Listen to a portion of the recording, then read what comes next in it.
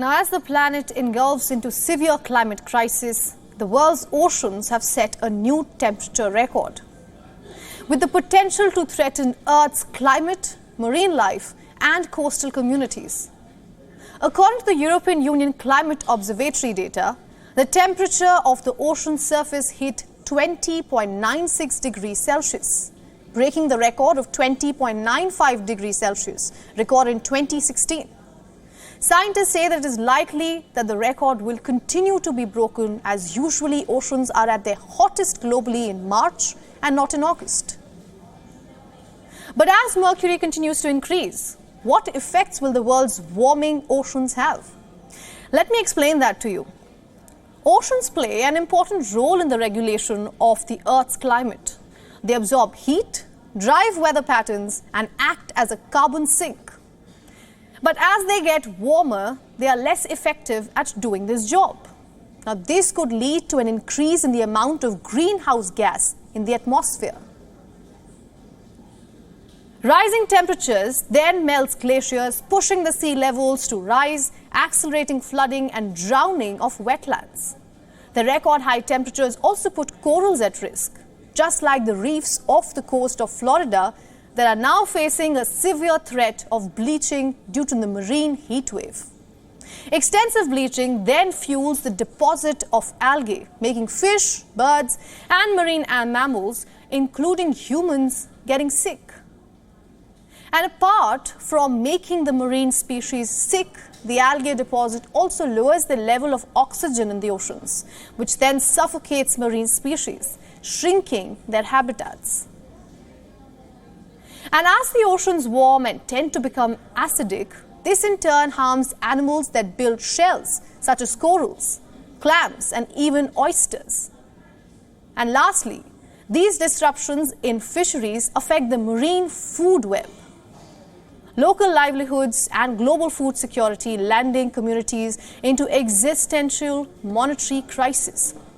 Oceans play a vital role as a buffer against the climate crisis by absorbing planet-heating pollution.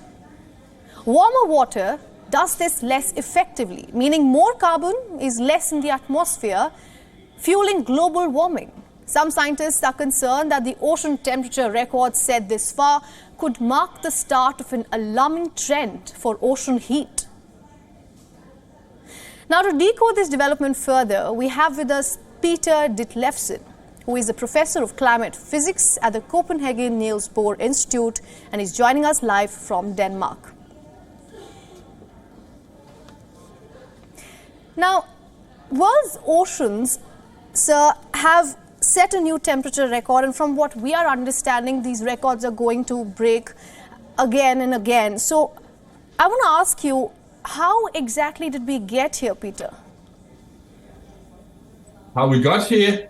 Well, that is simply because of the increased greenhouse gases in the atmosphere, that we are, in some sense, sitting on a bomb. We have to realize that the ocean contains much, much more heat than the atmosphere. So the atmosphere compresses down to something like 10 meters or less of ocean, while the oceans are 4 kilometers deep. So the unbalance we have in the warming, which is that we are slowly warming this huge body of ocean waters, that means that it will no longer be a cooling factor. And we are maybe pushing it so far that we are moving to a tipping point some of the major ocean currents. One current is the Atlantic meridional overturning circulation, which brings warm waters from the tropics up to the North Atlantic. And that makes Northern Europe warm and pleasant. You can compare Scandinavia, where I live, with Alaska, which is on the same coast but in the Pacific, where there is no overturning circulation. So if that stops due to global warming, it would actually turn Northern Europe colder in a warming world. So we would face climate as in Alaska in Europe. But the other end of this is that the heat that is not transported north, if this ocean current collapses, will stay in the tropics and add to the alarming heating in the tropics. Right. Now, you know, for the longest time, climate change related or even climate weather related issues have been swept under the rug, thinking that it will affect us in decades, in 200 years, in 300 years, but we are seeing and feeling the effects in real time. So I have a difficult question for you, Peter. Why isn't climate change given the same importance for something like national security? Because from how I understand is, if you don't have an earth, what borders are you protecting? Yes, I totally agree that this is alarming. The new thing in what we see in front of us, which are tipping points that climate might change dramatically in sort of decades, that is new. We've known and we've been alarming for the past 30 years that we are gradually heating the planet, and we've been heating the planet more or less in proportion to the amount of greenhouse gases that we are putting into the atmosphere.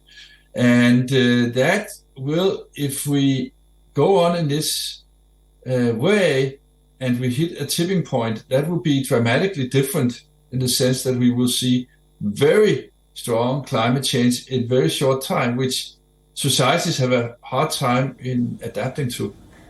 Exactly, and that's what I'm talking about. Every day on this show, we talk about this and we talk about the effects that we are facing in real time. My question is, why aren't we still, as governments, as organizations, still not doing enough? What is stopping us? I think what is stopping us is that we have to realize that this is a very, very difficult problem, because it influences all aspects of life. It influences the inequality across the globe, developing countries versus developed countries. I live in a developed country where we per capita pollute much more than per capita in India. India has a very large population, so the economic growth, which is only fair, which comes to the growing Indian middle class, the growing Chinese middle class, and so on, simply face a tremendous challenge in getting the good life without putting too much CO2 into the atmosphere. We need a green transition, so we need to decouple economic growth from carbon emissions, and that we have not succeeded with yet. Absolutely. And part of it is also, in my part of the world, is also to teach the population and make it attractive to say, well, maybe we should not fly so much, maybe we should not eat so much meat. I think that's not a problem in India, but it definitely is in the Western world. All and right. We should, yep. You make a very important point, Peter. It's very important to decouple the economic growth and what's awaiting the entire humanity, the climate rat that we keep talking about.